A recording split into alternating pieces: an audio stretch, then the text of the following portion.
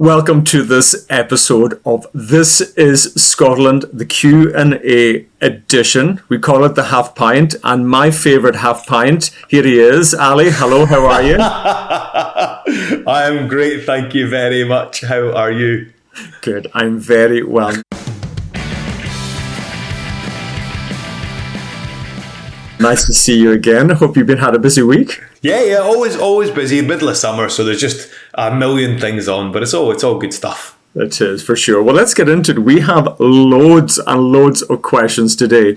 And you know, we always like to get a question from a well-kent person as well. And one of my favourite folk on Instagram, John Murray. I think his Instagram is John Murray Jr. JNR on Instagram. And he's given us this question.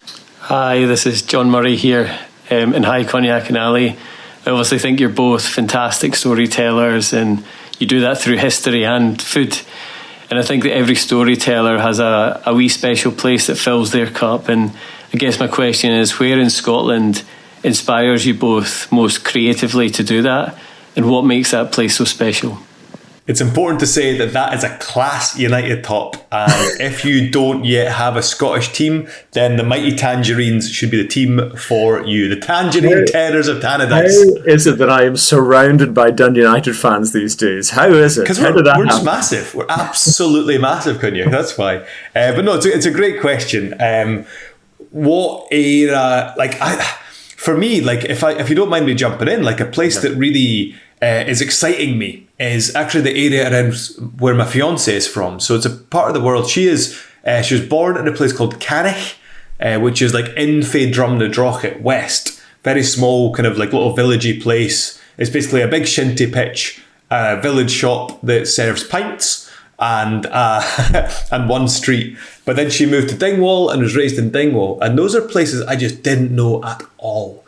So I've really enjoyed going there and learning about the richness of local history in these areas that for me as an East Coaster, you can be quite generic when you think about places. You think, oh, that's the Highlands, that's where the clans were, and that was all Highland clearances, and that's the history of that area. But now I'm up there, there's so much depth to it.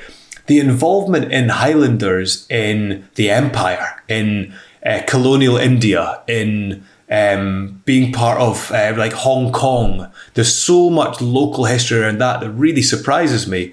And also Dingwall as being this kind of focal point. It was ruled from the Isle of Islay for the longest time.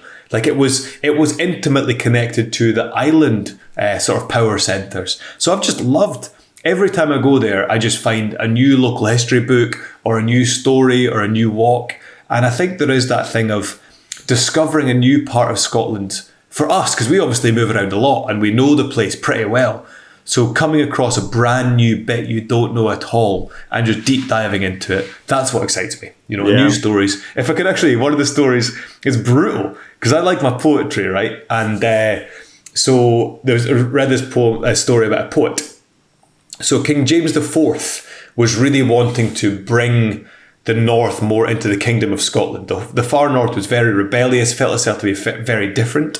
So what he decided to do as part of his way to integrate into the kingdom was celebrate Saint Duthac, who was the local saint of the north, based out of Tain. So all the time he would ride to Tain on the pilgrimage so that everyone in the area would see the king. He would come up as a big entourage and everyone would see him and they'd also say, oh, he's taking interest in our local affairs. He must be one of us. It's very much the kind of pandering to the masses, like you might say, we'll do a number 10 for Manchester, that sort of thing. We'll put a power centre in the north.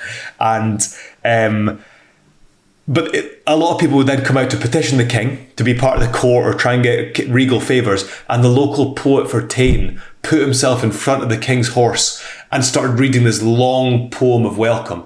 The king hated it so much, he had his men throw the poet to his death off a local bridge. Wow. And I think loads of poets that are pals with me are like, oh, poets don't get respect these days. Poets don't get funded. No, they didn't. But they didn't get murdered by the monarch for their terrible poems. So count yourselves lucky. So stories like that are just like understanding the pilgrimage, understanding the relationship between like the Highlands and the Kingdom of Scotland. I've loved that kind of thing. What about for yourself, Coinneach?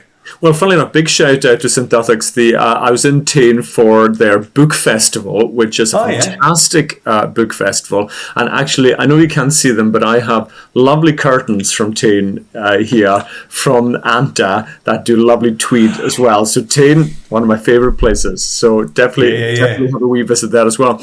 But I have this fascination with... from the point of view of creativity and just sense of place, I have this thing about islands that you access from other islands. I have this kind of feeling that you've already had this adventure to get to one island, to then that's how you get to another island. And even from Lewis and Harris, we have a couple of those. From Lewis, we have Great Bernera, which is off the northwest. It's connected by bridge to Lewis. It has one of my favourite beaches. Maybe my favourite beach in the world is Bosta Beach. And I just kind of feel this kind of sense of place when I'm an islander but having to travel to another island. Similarly with Scalp Bay as well. So you get to Scalp Bay from a relatively new bridge. I was speaking to a friend of mine, Emma MacLeod. She's a great singer, Gaelic singer. And she told me the story that when her mum was pregnant, she took the boat over from Scalp Bay onto Harris to go to the hospital. But then when Emma was born, she got the bridge back. She was the first baby to come over the bridge back onto Scalp Bay.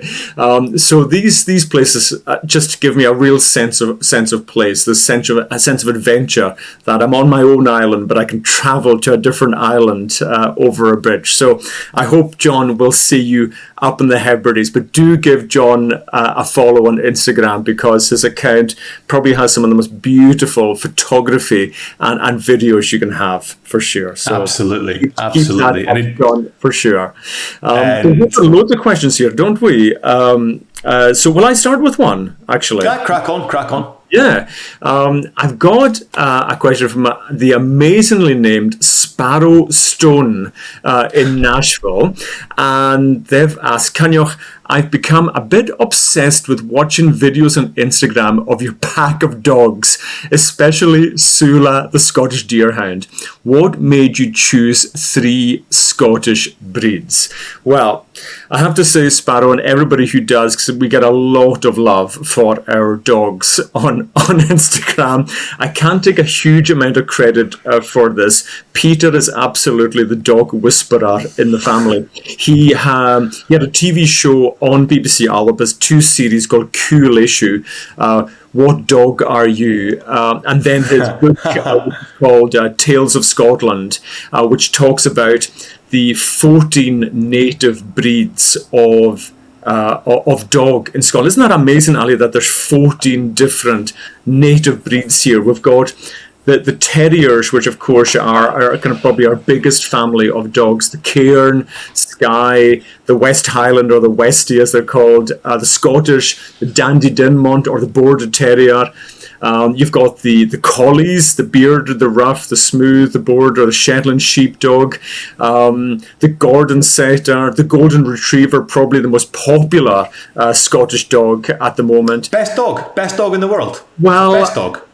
You'll say that until you have a Scottish Deerhound. I have to say, Sula, the Scottish Deerhound, she is only 8 months old, and she has absolutely captured my heart. For those who don't know, those are the big ones you see, the ones that look like they're prehistoric. They're related to the Irish Wolfhound, but they were originally bred to hunt red deer, and they are these elegant dogs. They're big, tall, lanky things. Oh yes, they are big, tall and lanky. But in Gaelic, their name is the Mialchu.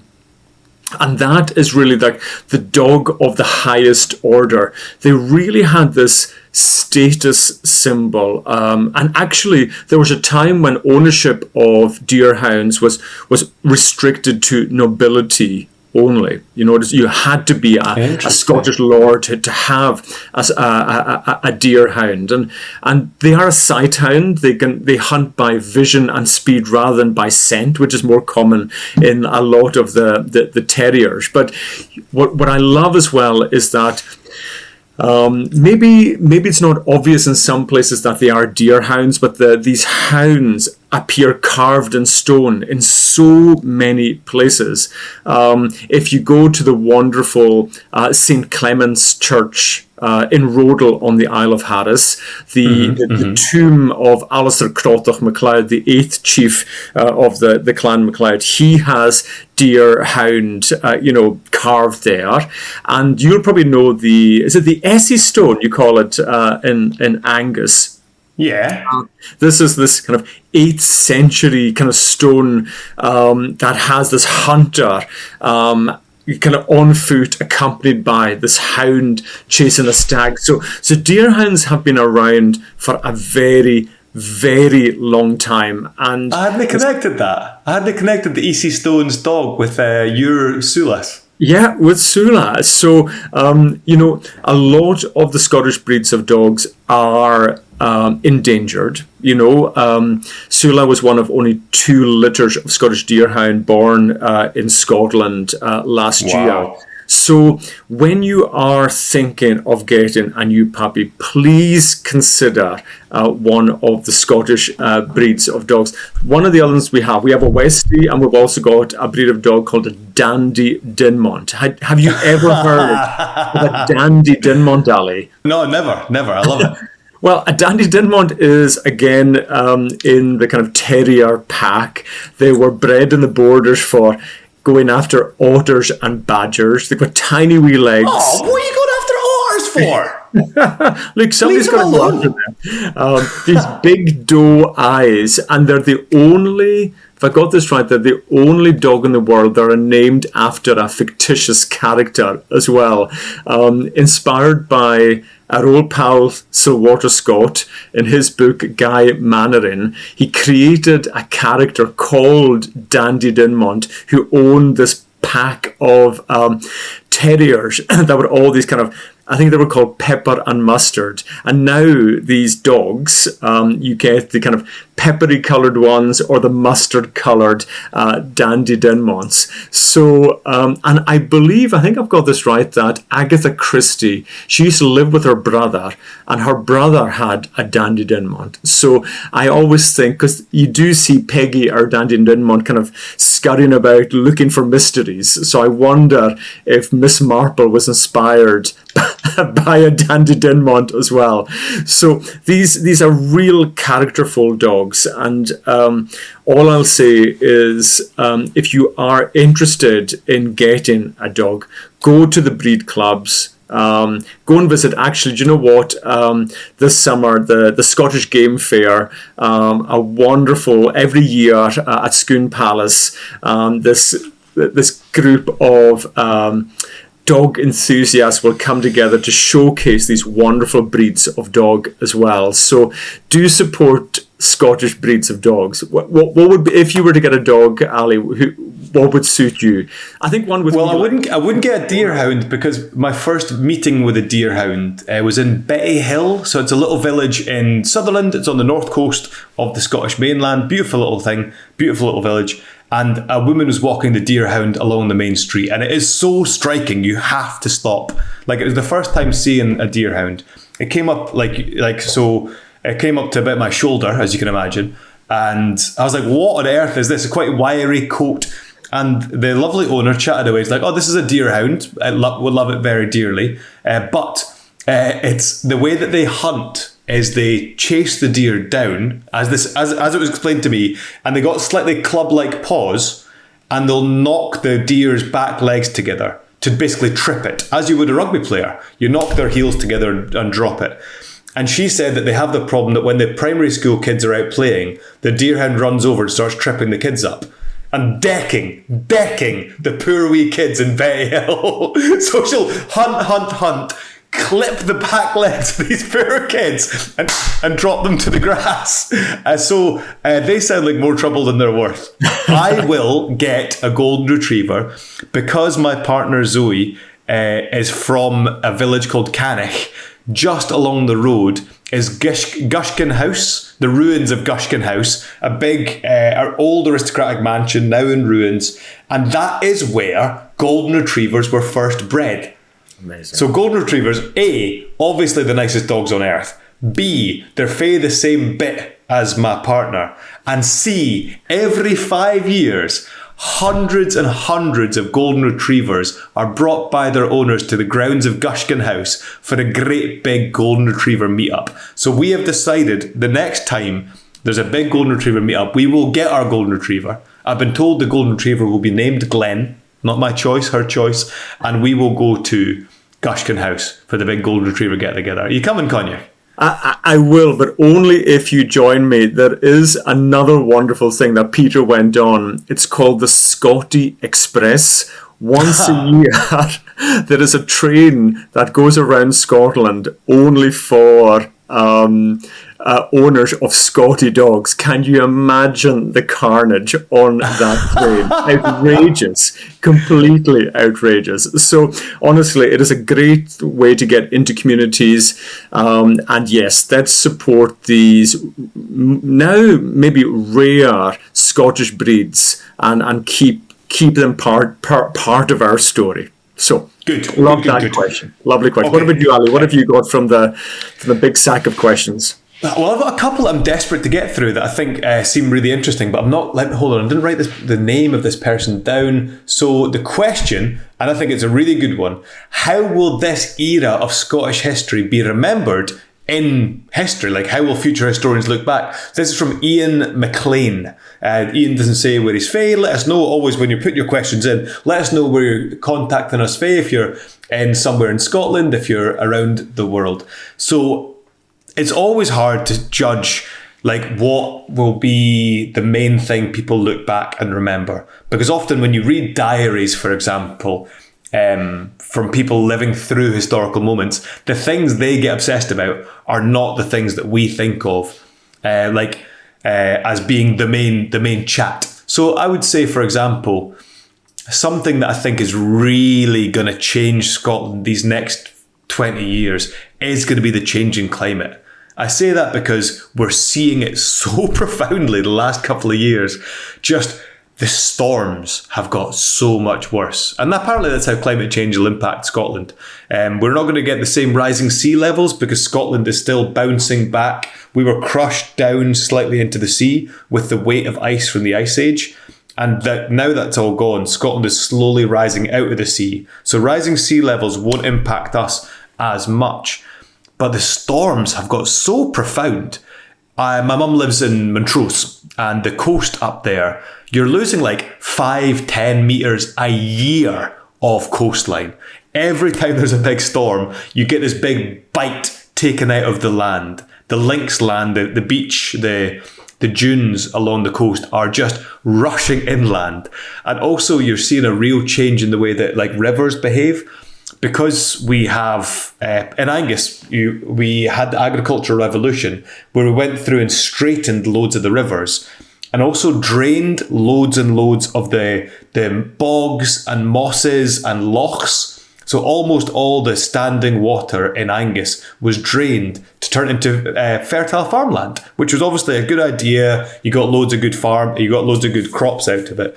But now we don't have anywhere for the water to go. These old bogs and moors that take up so much land, or the lochs, they could act like big safety valves. If you got huge torrents of rain, they would all swell up and then slowly would reduce the amount of water in them over a safe period. Now everything just floods straight into the rivers. So when we get these big torrential downpours and storms, the rivers just expand massively, get far deeper, get so kind of in spate, and they destroy all the towns and landscapes they rush through on their way down. So erosion increases, damage to property and damage to land increases. And I do think as the storms get worse, we'll start to really struggle to live exactly the same way. And I think you'll start to see big adaptations. You're seeing that just literally 2 weeks ago in Shetland. They signed an agreement, I think, to start building tunnels between the islands in Shetland because ferries just will not cut it anymore. As the storms get worse, they won't be able to run a ferry fleet across the stormy seas between the islands of Shetland. So they're going to have to start laying tunnels linking the islands. This will change everything, I think. You're listening to This is Scotland. We'll be right back. Ali, quick question. Uh-oh. You're stranded on a Scottish island for a week. What 3 things are you bringing? I mean, it depends on the island, but I suppose, first of all, like, if you're on an island, you want to make the most of it with some good reading material. So I'm bringing the Scots magazine. If I'm on an island, there's a decent chance that there's a distillery nearby, so I'll get a good whiskey for there. And it's never as hot as I want it to be on Scotland's islands, so I'm bringing a cosy jumper. Good answer. I reckon. Because Scotland always has another story to tell. There's hidden history, amazing people, island life, food, travel, culture. And for almost 3 centuries, the Scots magazine has been bringing those stories to readers everywhere. So wherever you are, keep Scotland close. Subscribe today at scotsmagazine.com and enjoy Scotland's stories every month.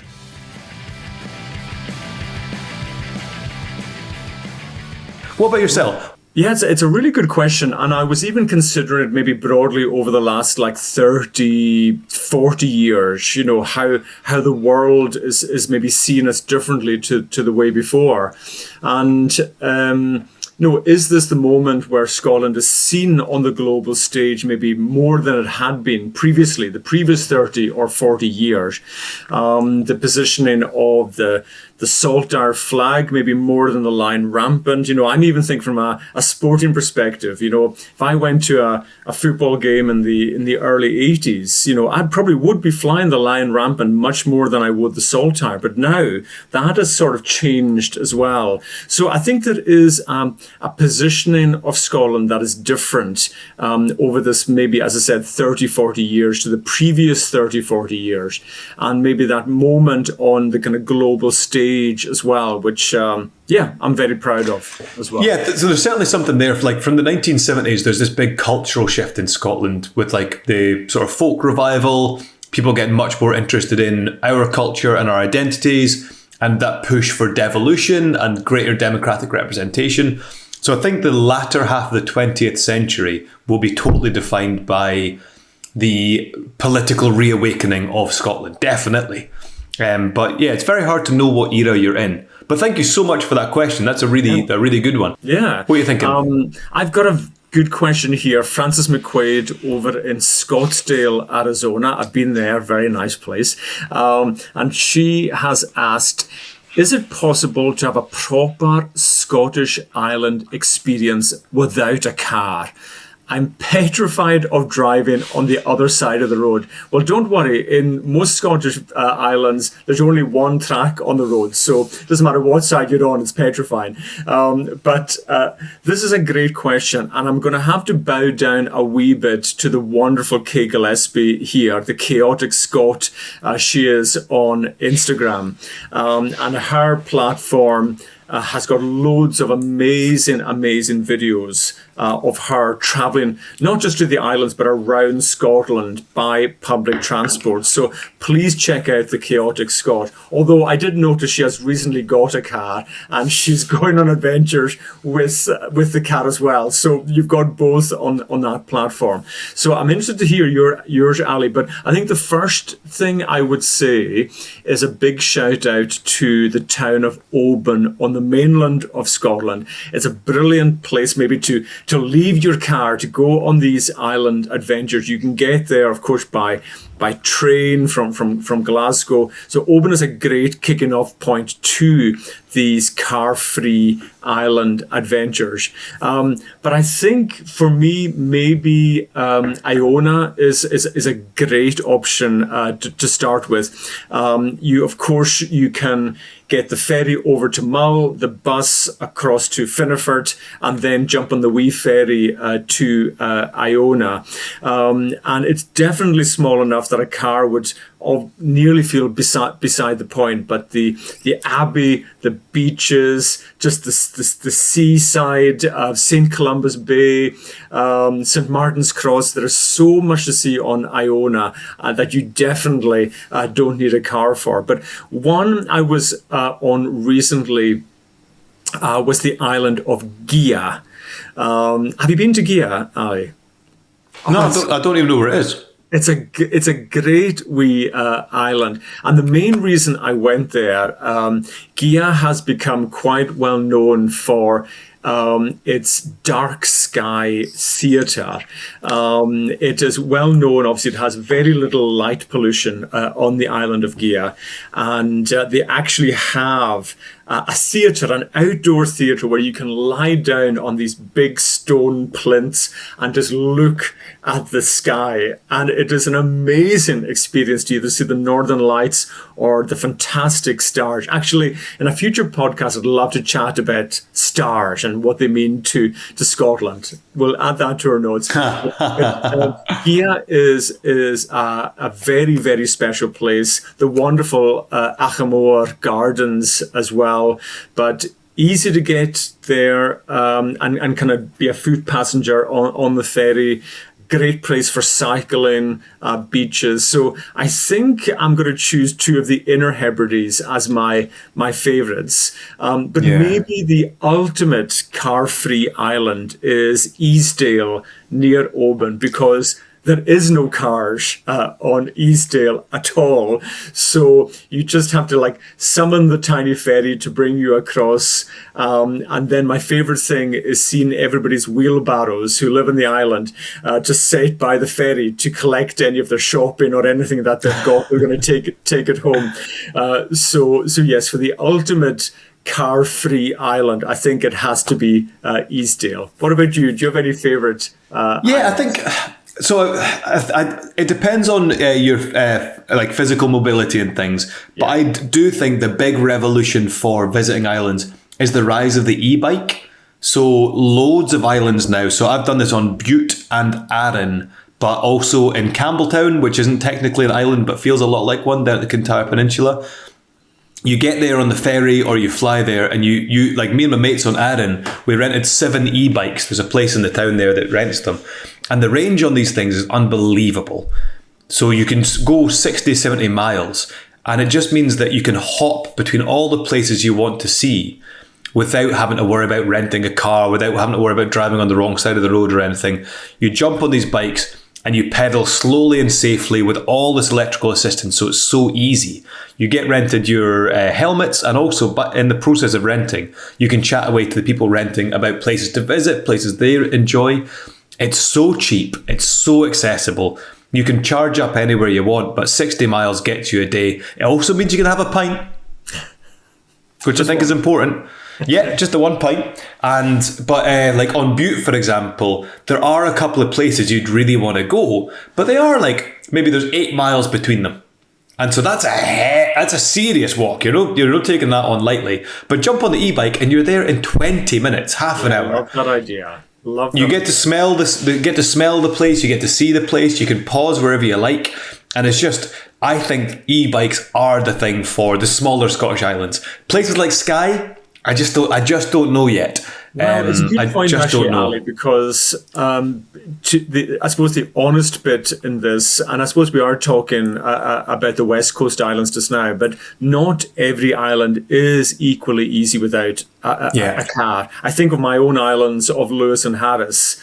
I mean, the buses are limited. The distances, you're right, are to get from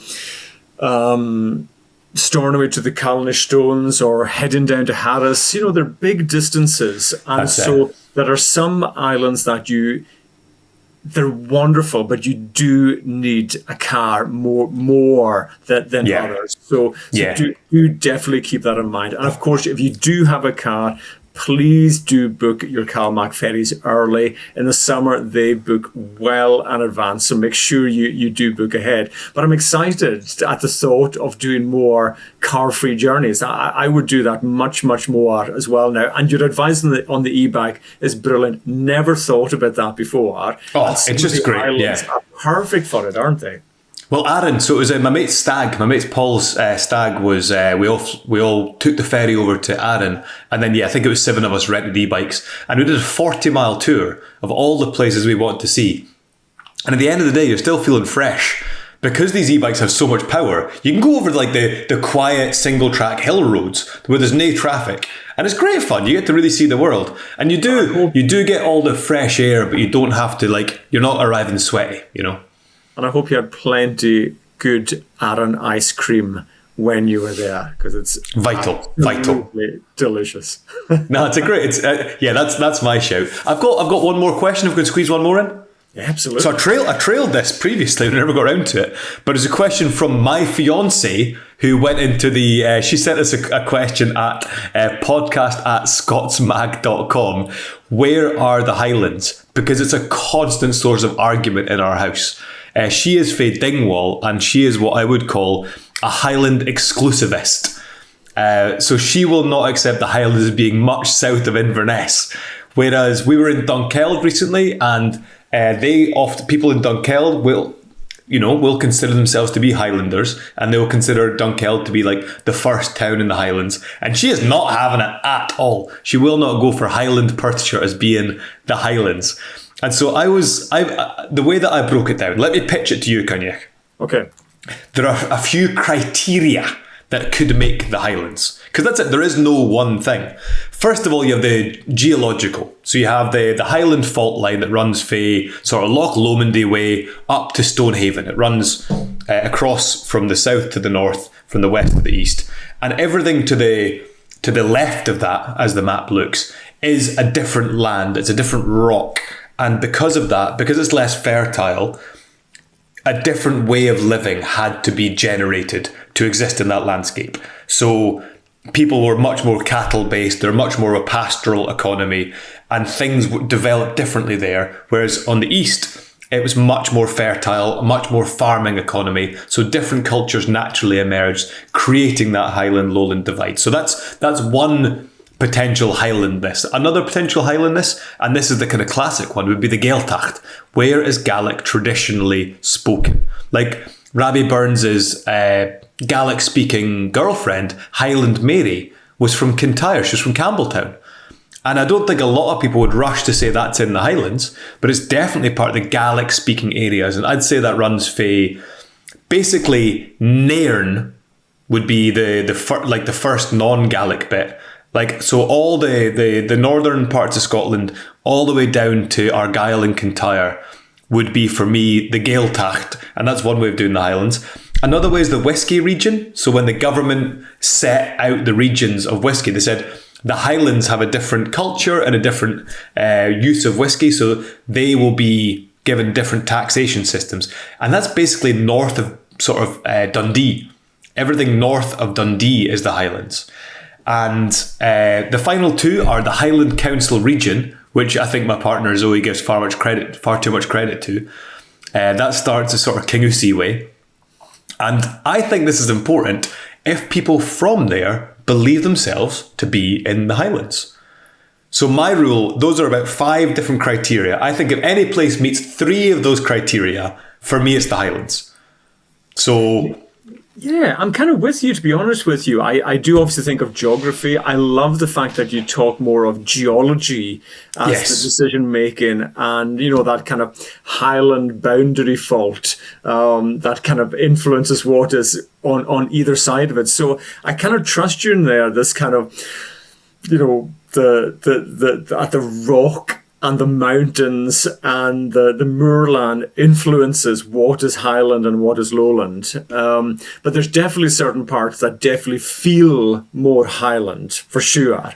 And then, of course, you have that phrase Highlands and Islands as well, which is another kind of moment in time of what that means and the differentiation between them. But I think I'm trusting you there, Ali. I think it is, I would love to say it is as much geology as it is geography that answers that question. That's how I'm going to tell people now. I'm going to take that answer. Right, I'm going to put you on the spot, right? And you say, is this place Highland or Lowland, right? Oh, okay, so Aberdeen. Lowland. Perth. Highland. Inverness. Oh, the capital of the Highlands. Elgin. Pass. Braemar. Highlands. Okay. Yeah. And a final one, let's go Blair Gowrie.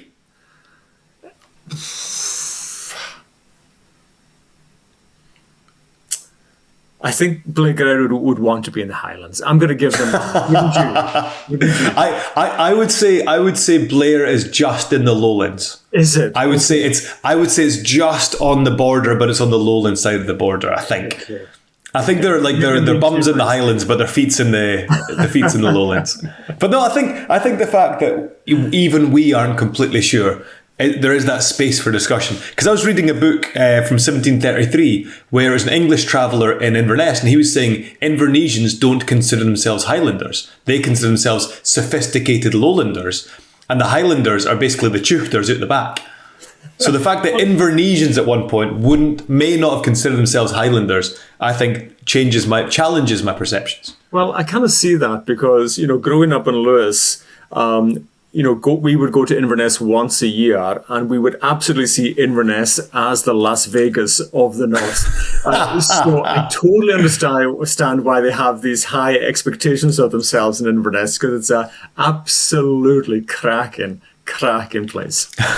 Right, that's all the big questions answered. That's everything that people need to know about Scotland for today. How to travel about with a car, and where are the Highlands. Thank you to our lovely listeners. Again, I love the chit chats we have online on Instagram, and I love the emails you send us in about the things you'd like us to talk about and the questions you send us. Keep them coming. You can email or you can DM me or Coinneach. I'm at historic_Ali. And I'm at Hebridean Baker. And of course, please follow This Is Scotland Pod on Instagram. Please subscribe where you get your podcasts as well. It helps us so much. And I will see you next week for our next edition of the podcast, Ali. See you then. Buzzing. Cheery and Rasta.